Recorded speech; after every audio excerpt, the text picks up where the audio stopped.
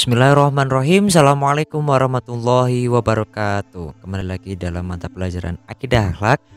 Dengan mata pelajaran kali ini mengenai dalil akli dan nakli dari sifat-sifat Allah Subhanahu wa taala. Jadi, hari ini merupakan lanjutan dari materi sebelumnya mengenai pembagian dan pengertian dari sifat-sifat Allah. Langsung saja ke materi yang pertama, yakni langsung mengenai sifat wajib Allah Subhanahu wa taala. Apa sih bedanya dalil akli dan nakli itu? Dalil akli itu adalah penjelasan akal kita terhadap pendeskripsian dari sifat-sifat Allah, baik yang sifat wajib, mustahil maupun yang sifat jaiz.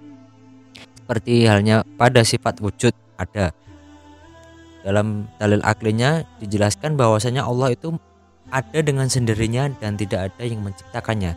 Oleh karena itu keberadaan Allah wajib sebagai bukti bahwa Allah adalah pencipta seluruh alam semesta beserta isinya. Itu merupakan dalil aklinya. Kemudian yang dalil naklinya dijelaskan dalam Quran surat As-Sajdah ayat 4, yakni Bismillahirrahmanirrahim. Allahul ladzi khalaqas samawati wal arda wa ma bainahuma fi sittati ayyamin tsumma istawa 'alal arsy. Ma lakum min dunihi min waliyyin wala syafi'. Afala tatadzakkarun. Yang artinya Allah lah yang menciptakan langit dan bumi dan apa yang ada di antara keduanya dalam 6 masa. Kemudian dia bersemayam di atas arsy. Tidak ada bagi kamu selain daripadanya seorang penolong pun dan tidak pula seorang pemberi syafaat. Maka apakah kamu tidak memperhatikan? Ini merupakan penjelasan dari wujud sifat wajib Allah, wujud ada. Baik dari dalil akli dan juga dalil naklinya. Jadi dalil nakli itu adalah dalil-dalil yang ada di nas Al-Quran. Kalau dalil akli adalah penjelasan secara deskriptif secara bahasa Indonesia. Seperti itu ya pembedanya antara dalil akli dan juga dalil nakli. Lanjut, sifat wajib yang kedua yakni qidam yang artinya dahulu. Pencipta atau Allah Subhanahu wa taala tentu lebih dahulu dan tidak didahului oleh sesuatu apapun, karena sifat dari sang pencipta Allah itu sendiri adalah Maha Pencipta. Maka pastilah sang pencipta itu lebih dahulu dari apa yang dia ciptakan. Itu dalil aklinya. Ditegaskan dalam dalil nakli dari Quran surat Al-Hadid ayat 3. Bismillahirrahmanirrahim. Wal awal wal akhir wal zahir wal batin wa huwa bikulli syai'in alim. Yang artinya dialah yang awal dan yang akhir, yang zahir dan yang batin, dan dia Maha mengetahui segala sesuatu. Nah, di situ jelas bahwa dialah Allah yang awal dan yang akhir, dan tiada yang lebih awal dan lebih dahulu daripada Allah. Itu dari qidam yang artinya dahulu. Kemudian sifat yang ketiga, mulai dari sifat wajib yang qidam tadi sudah masuk ke sifat yang salbiah ya, sebagaimana pembagian dari sifat-sifat Allah yang telah kita jelaskan dari materi sebelumnya. Yang wujud tadi adalah sifat nafsiyah, pembagian untuk sifat nafsiyah, sedangkan mulai dari qidam dan bakok kali ini adalah sifat salbiah. Karena ada sifat salbiah yang kedua yakni bakok yang artinya kekal. Dalil aklinya yakni Allah Subhanahu wa taala sebagai zat yang Maha Pencipta, maka Allah adalah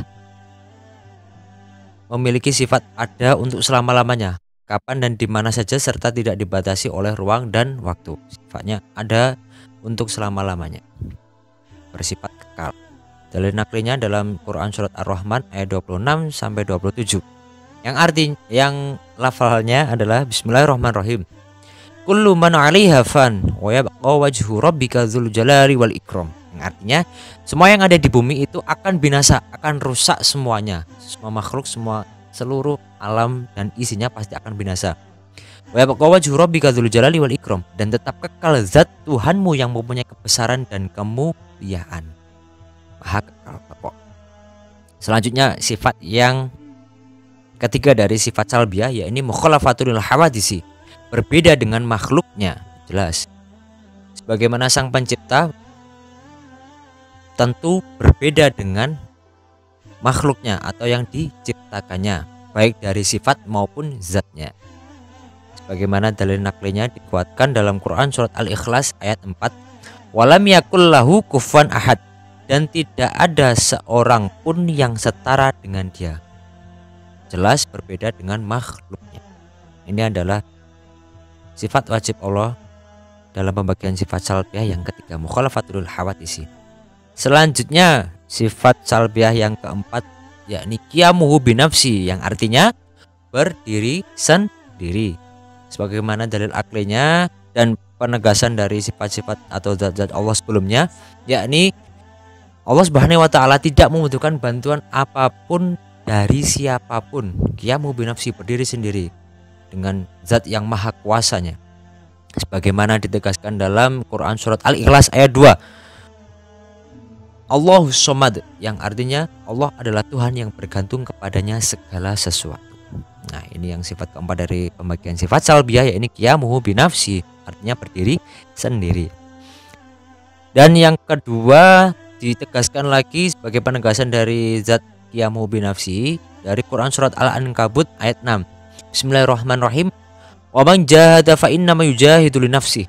Innallaha laghaniyyun 'anil 'alamin. Yang artinya, dan barang siapa yang berjihad, maka sesungguhnya jihadnya itu adalah untuk dirinya sendiri. Sesungguhnya Allah benar-benar maha kaya, tidak memerlukan sesuatu dari semesta alam. Nah, inilah yang sangat membedakan antara pencipta dan juga yang diciptakannya atau makhluknya seperti kita.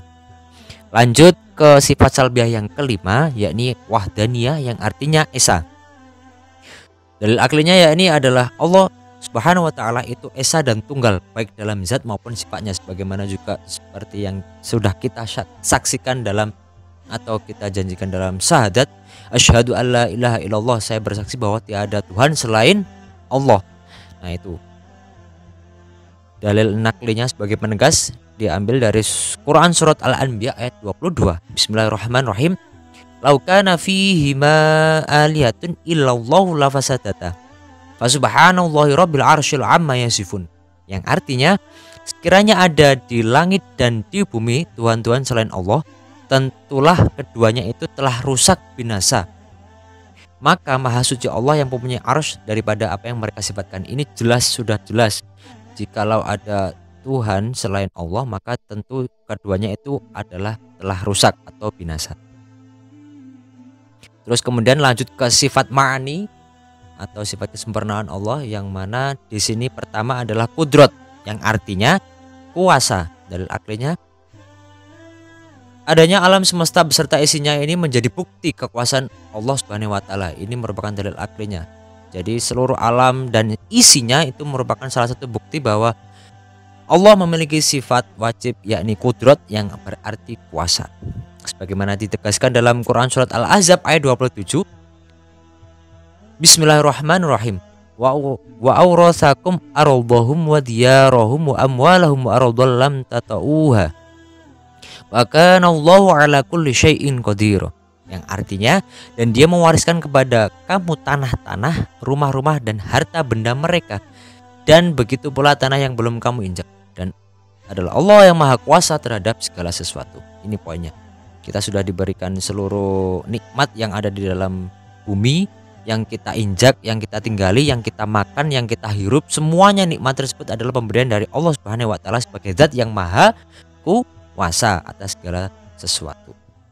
Lanjut dari sifat ma'ani yang kedua, yakni iradat, yang artinya berkehendak. Dalil aklinya adalah kehendak Allah. Sifat kehendak Allah bersifat bebas, tanpa ada yang bisa melarang ataupun memerintahkannya. Jadi kehendak, segala kehendak yang dikehendaki oleh Allah sekali kun fayakun, maka hal tersebut adalah kuasa yang bebas atau kehendak yang bersifat bebas. Bagaimana ditegaskan dalam Quran surat Al-An'am ayat 73. Bismillahirrahmanirrahim. Wa huwal ladzi khalaqas samawati wal arda bil haqq wa yawma yaqulu kun fayakun qauluhul haqq wa lahul mulku yawma yunfakhu fis sur alimul ghaibi wasyahadah wa huwal hakimul khabir. Yang artinya, dan dialah yang menciptakan langit dan bumi dengan benar, dan benarlah perkataannya di waktu dia mengatakan jadilah, lalu terjadilah. Dan di tangannya lah segala kekuasaan di waktu sangkakala ditiup. Dia mengetahui yang gaib dan yang nampak, dan dialah yang maha bijaksana lagi maha mengetahui. Jadi jelas sekali Allah mengatakan jadilah, maka terjadilah. Dan di tangannya lah atau segala sesuatu yang ada di dalam kehendaknya lah itu adalah kekuasaannya. Di waktu sangkakala ditiup, maka ditiuplah sangkakala itu oleh malaikat Israfil. Nah, seperti itu adalah sifat wajib Allah iradat, yakni berkehendak. Lanjut untuk sifat wajib yang selanjutnya adalah ilmu, yang artinya mengetahui. Dalil aklinya, pengetahuan Allah ini bersifat menyeluruh, sangat luas dan tak terbatas. Segala yang tidak diketahui oleh manusia pasti akan diketahui oleh Allah Subhanahu wa taala. Karena Allah memiliki zat ilmu yang artinya mengetahui. Bagaimana disuratkan dalam Quran surat Al-Hujurat ayat 16, wallahu bikulli syai'in alim, dan Allah Maha mengetahui segala sesuatu. Segala sesuatu yang kita sembunyikan, segala sesuatu yang menurut kita tersembunyi, rahasia, semuanya terpantau, semuanya diketahui oleh Allah Subhanahu wa taala dengan zat sifatnya ilmu yang artinya Maha mengetahui. Lanjut ke sifat wajib yang selanjutnya adalah hayat yang arti hidup. Jelas Allah hidup, di mana kehidupan Allah Subhanahu wa taala itu tidak sama dengan kehidupan makhluknya. Jelas itu sangat-sangat berbeda karena Allah tidak memerlukan makan dan minum, tidak beranak dan tidak diperanakkan. Lam yalid wa lam yulad, tidak beranak dan tidak diperanakkan, sebagaimana Quran surat Al-Ikhlas itu kan. Di sini ditegaskan dalam Quran surat Al-Imran, yakni Bismillahirrahmanirrahim, Allahu la ilaha illa huwal hayyul qayyum. Artinya Allah tidak ada Tuhan yang berhak disembah melainkan Dia yang hidup kekal lagi terus menerus mengurus makhluknya. Nah, ini sebagai penegas bahwasanya Allah memang kekal dan hidup secara terus menerus mengurus makhluknya. Quran surat Ali Imran ayat 2 itu sebagai dalil naklinya. Baik, yang selanjutnya dari sifat wajib Allah yakni sama yang artinya mendengar. Dalil aklinya yakni Allah Maha mendengar segala sesuatu, baik yang besar maupun yang kecil, baik yang tampak maupun yang tidak tampak, baik yang kita bicarakan secara lafaz langsung maupun yang kita doakan melalui hati kita atau perantara yang dibaca lewat hati. Sebagaimana dijelaskan dalam Quran surat Al-Hujurat sebagai dalil naklinya, ayat pertama yakni Bismillahirrahmanirrahim, Innallaha sami'un alim, sesungguhnya Dia adalah Maha mendengar lagi Maha mengetahui. Nah, itu. Lanjut, sifat wajib Allah yang selanjutnya adalah basar yang artinya melihat. Dalil aklinya adalah Allah Maha melihat segala sesuatu yang baik, yang besar maupun yang kecil, sama seperti halnya yang sebelumnya. Maha melihat apapun yang ada di dalam bumi, apapun yang dilakukan oleh makhluknya. Sebagaimana dijelaskan dalam Quran surat Al-Isra ayat pertama, Bismillahirrahmanirrahim, Innahu huwa sami'ul basir, sesungguhnya Dia adalah Maha mendengar lagi Maha mengetahui. Selanjutnya adalah kalam yang artinya berfirman, berbicara melalui firman. Maksudnya gimana? Dalil aklinya di sini, kalam Allah merupakan firman yang berupa wahyu yang diturunkan kepada Rasulnya, yang berupa kitab-kitab pada zaman dahulu seperti kitab Taurat, Injil, Zabur, dan yang disempurnakan kembali dalam kitab Al-Quranul Karim. Sebagaimana ditegaskan dalam Quran surat An-Nisa ayat 164, wa kalamallahu Musa taklima, dan Allah telah berbicara kepada Musa dengan langsung. Dan ini adalah salah satu contoh dari sekian banyak dari sifat dari pendukung dalil nakli dari kalam yang artinya berfirman. Selanjutnya tadi adalah sifat maknani, sekarang adalah sifat ma'nawiyahnya. Jadi sama-sama ada tujuhnya. Seperti halnya yang telah dijelaskan pada pertemuan sebelumnya, ada qadiron, muridan, aliman, hayan, sami'an, basuran, mutakaliman. Loh, kok nggak ada dalil naklinya? Dalil nakli dan aklinya sama dengan yang sifat ma'ani, jadi kurang lebih sama.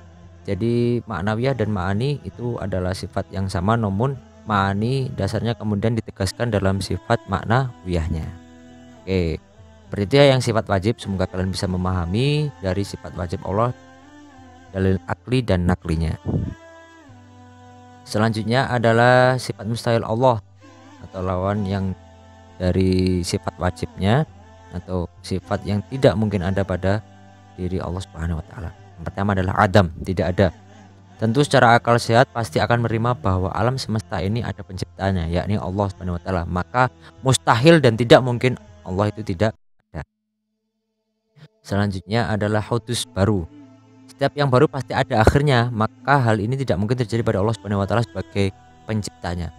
Sebagaimana makhluknya itu pasti ada akhirnya, setiap kehidupan pasti ada kematian kalau bagi makhluk Allah, tetapi bagi penciptanya tidak mungkin terjadi.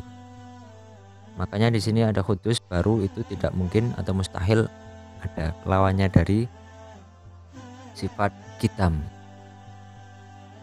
didalilkan dalam Quran surat Al-Hadid ayat 3. Quran surat Al-Hadid ayat 3, dalil naklinya bismillahirrahmanirrahim. Wal awal wal akhir wal zahir wal batin wa huwa bikulli syai'in alim. Dialah yang awal dan yang akhir, yang zahir dan yang batin, dan dia maha mengetahui segala sesuatu. Selanjutnya adalah fana, yang artinya rusak. Mustahil jika Allah memiliki sifat ini, karena jika demikian maka seluruh alam ini sudah hancur dan binasa, tidak rupa seperti halnya sekarang ini. Bagaimana disuratkan dalam Quran surat Ar-Rahman ayat 26-27. Kullu man 'alaiha fan wa yabqa wajhu rabbika dzul jalali wal ikram. Semua yang ada di bumi itu akan binasa, dan tetap kekal zat Tuhanmu yang mempunyai kebesaran dan kemuliaan.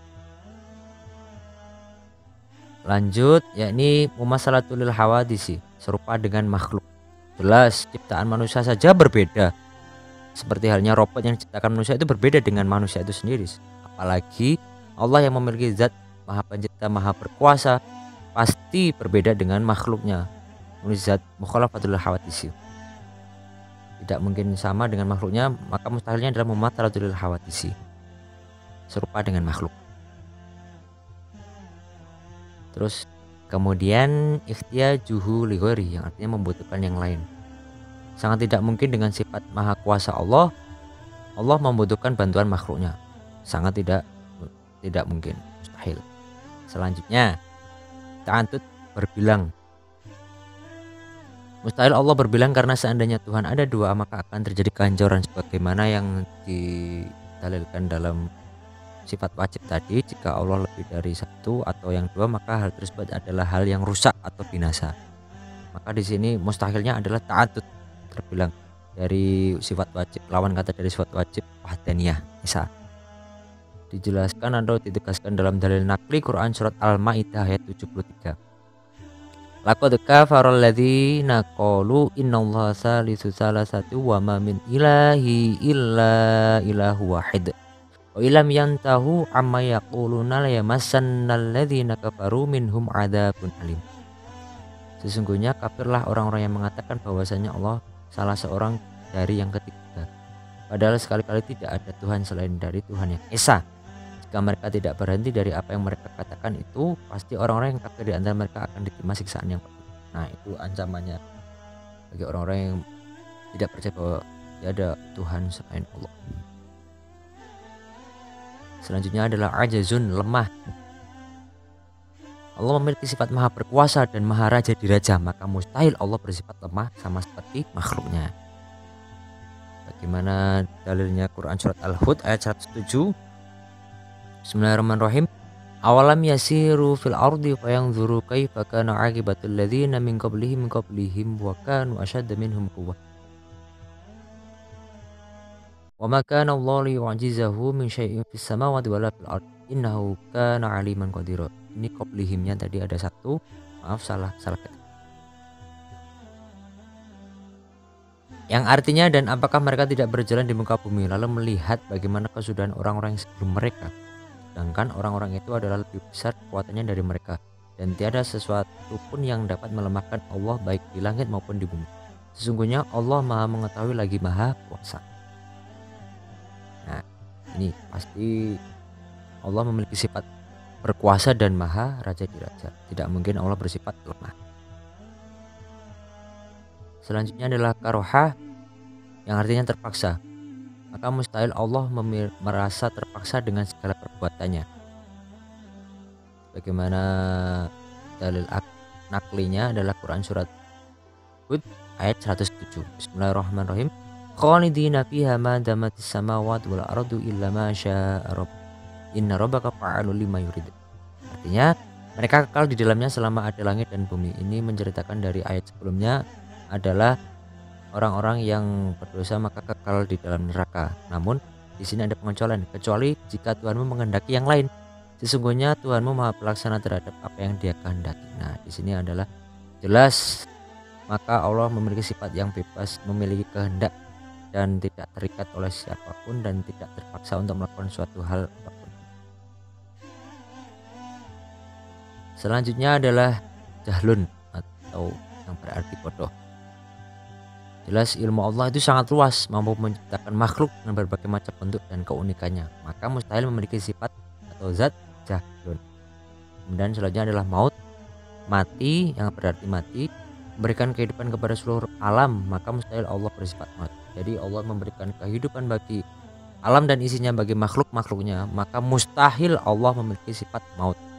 Memiliki sifat maut ini adalah sifat mustahilnya, sifat wajibnya adalah hayat. Selanjutnya adalah som tuli. Allah Maha mendengar segala doa dari makhluknya, maka mustahil Allah bersifat som. Jelas di sini. Ini adalah dalil aklinya dari som atau tuli. Omyun buta. Allah Maha melihat segala sesuatu yang dilakukan oleh makhluknya, maka mustahil juga Allah memiliki sifat omyun atau buta. Saya percepat karena di sini adalah dalil akli yang sangat-sangat jelas dan benar-benar istilahnya bisa kita pahami ya secara bahasa dan juga secara nanti deskriptif dalil aklinya. Bukmun yang artinya bisu, mustahil Allah bersifat bukmun atau bisu karena kitab-kitab suci yang diturunkan kepada para rasul merupakan kalamullah langsung, wahyu yang diturunkan dari Allah secara langsung. Ajizan nih, maha lemah. Allah memiliki sifat maha kuat dan perkasa, maka mustahil juga Allah memiliki sifat maha lemah. Mukrohan yang artinya terpaksa, Allah maha berkehendak, mustahil bersifat maha terpaksa. Ini adalah sifat-sifat, kalau di sifat wajib ma'nawiyah atau sifat penegas dari ma'ani, ini sama juga dari sifat mustahilnya. Mukrohan maha terpaksa, terus jahilan maha bodoh dengan segala keluasan ilmu yang dimiliki oleh Allah, mustahil juga Allah bersifat jahilan. Ini penegasan dari sifat jahlun tadi. Mayitan juga tidak ada yang memberi kehidupan selain Allah, oleh karena itu mustahil Allah bersifat mati. Som maha tuli, oleh yang mendengar dan mengabulkan segala doa makhluknya, jadi mustahil Allah maha tuli. Dan selanjutnya, jadi saya sekilas-sekilas saja karena ini sangat jelas dan tidak perlu dijelaskan lagi karena sudah include atau jelas pada sifat-sifat sebelumnya. A'ma maha buta, maka mustahil Allah bersifat buta karena dialah yang mengurus dan memelihara seluruh alam.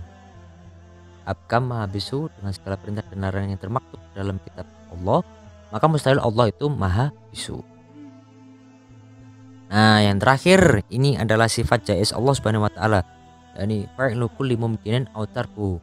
Yang artinya memperbuat segala sesuatu yang mungkin terjadi atau tidak memperbuatnya. Jadi Allah memiliki sifat bebas dalam menciptakan dan membuat sesuatu yang sesuai kehendaknya. Jadi tidak ada keterpaksaan, tidak ada yang bisa melarang dan tidak ada yang bisa untuk menghalanginya.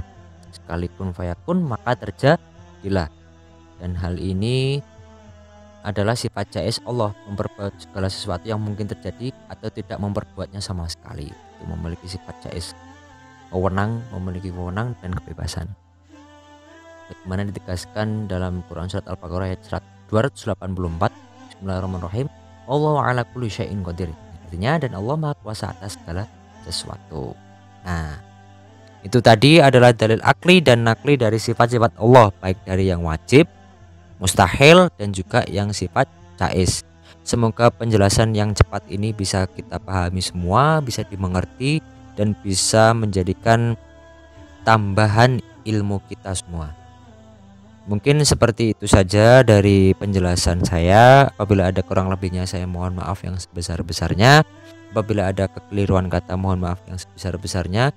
Kita ambil saja yang betul dan kita sampaikan yang semisal ada kesalahan. Kita tutup dengan doa kafaratul majlis. Subhanakallahumma bihamdika asyhadu an la ilaha illa anta astaghfiruka wa atubu ilaik. Tsumma nakhtatim bi qiraatil hamdalah alhamdulillahirabbil alamin. Wa nakhtatim bi qiraati al-Fatihah. Semoga yang kita pelajari bisa bermanfaat, barokah fid dunya wal akhirah. Ala hadhihi niyyah wa ala kulli niyatin shalihah. Al-Fatihah. A'udzubillahi minasyaitonir rajim. Bismillahirrahmanirrahim. Alhamdulillahirabbil alamin arrahmanir rahim maliki yaumiddin. Iyyaka na'budu wa iyyaka nasta'in ihdinas siratal mustaqim siratal ladzina an'amta 'alaihim ghairil maghdubi 'alaihim waladdallin. Amin amin ya rabbal alamin. Akhirul qouli, sampai jumpa dalam pertemuan selanjutnya. Wassalamualaikum warahmatullahi wabarakatuh.